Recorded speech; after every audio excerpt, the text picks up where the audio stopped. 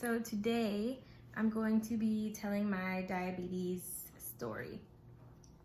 I was diagnosed with diabetes when I was 10. Long story short, my mom thought that I had a bladder infection because I was constantly having to go to the restroom and I was drinking so much water. Some of my other symptoms that we later realized were symptoms were I was always tired. I still am always tired, but I was always tired and I was super thin. I was like very bony and frail and like I had a little pot belly. I kind of looked like one of the kids on those Starving commercials, seriously. My hair was very thin. I just looked I looked like I didn't have any nutrients in me. And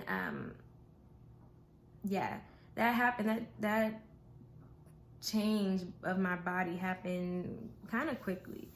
So anyway, she takes me to the doctor to get tested. I pee in a cup and the doctor comes back in and he tells my mom that we need to rush to the ER because my blood sugar was, I think it was 397. It was either 397 or 297, I don't remember. So anyway, we stopped on the way to the hospital because I hadn't eaten since lunch at school earlier that day, and I got a salad because the doctor said that was all I could eat until I, got to the hospital. So we got a salad and went on to the hospital. We get to the hospital and the doctor, they call us back to the little triage thing. They get an IV in me. That was my first time ever having an IV.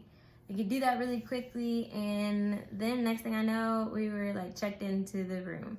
And I stayed at Cook's Children's Hospital in Fort Worth, Texas. My endocrinologist, my childhood endocrinologist was Dr. Dallas, and he was amazing.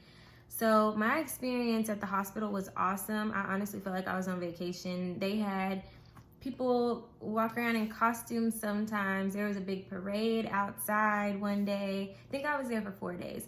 The food was amazing. I just had people hand and foot just asking me what I want. They would bring me menus for each meal and I get to pick what I want. I had ice cream, sugar-free ice cream,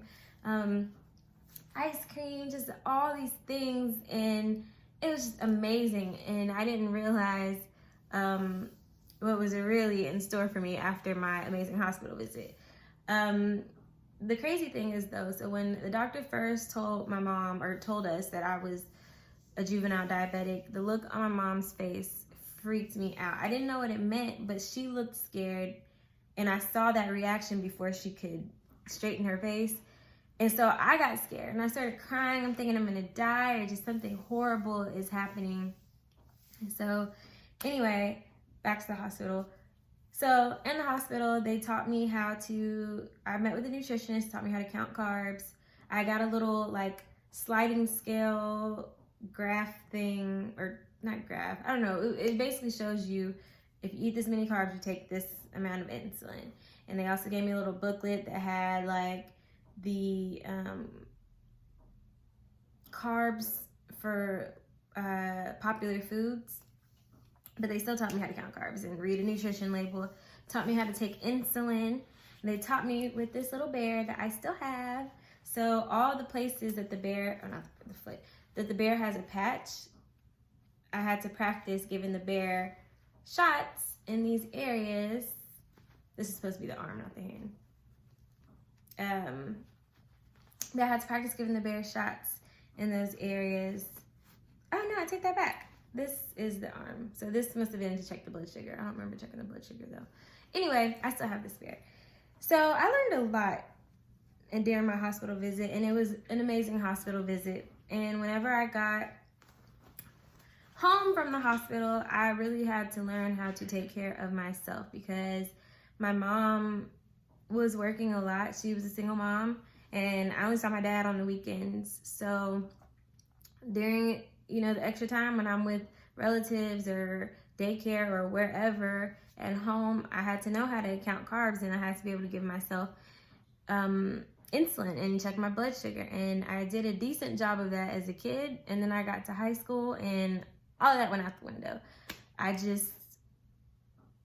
don't know. It wasn't something that I did on purpose, but I felt okay. You know, I didn't feel like I thought I could tell my blood sugars just based on how I felt, which is true in some situations. Like, you can tell when it's low. You know, you can feel that. You can feel when it's high sometimes. But as far as being accurate, to give accurate doses, like the exact number, you can't. So I tried that in high school. I was a cheerleader. I ran track. I did cross country.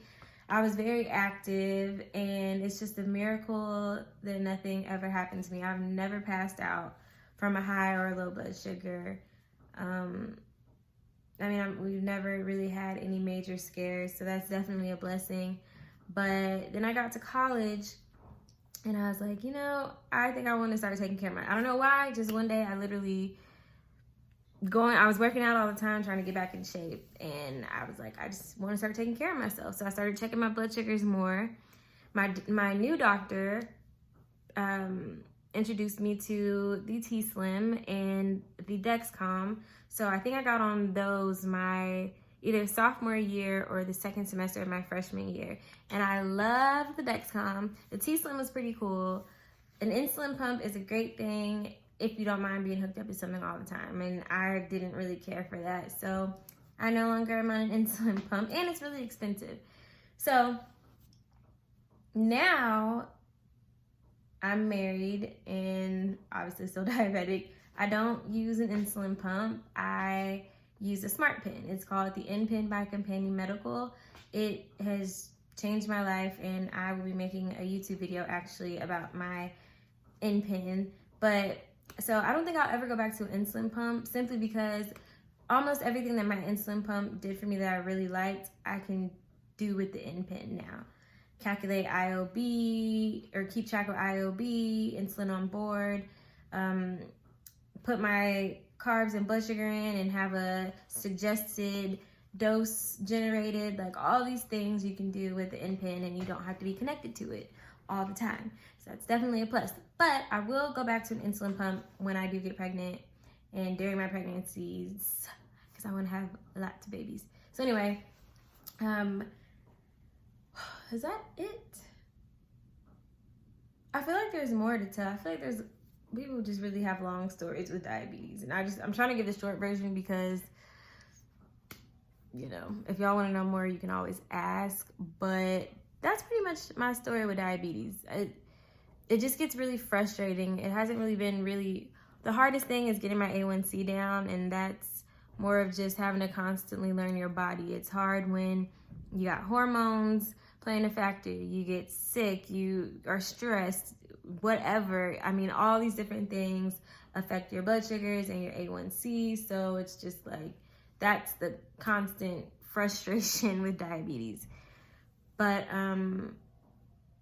yeah, I mean, that's pretty much my story. So really quick, let me show you guys this cute t-shirt. I wake up flawless, and then check my glucose. Y'all know what song that's from? Okay, y'all can message it to me if you figure it out. And then, of course, these are some of my Lomed bracelets.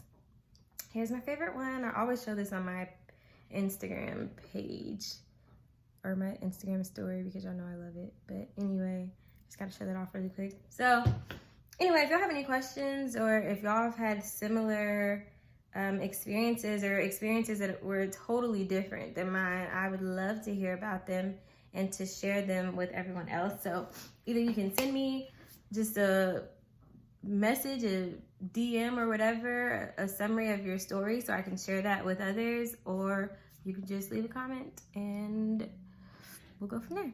Thanks for watching, you guys.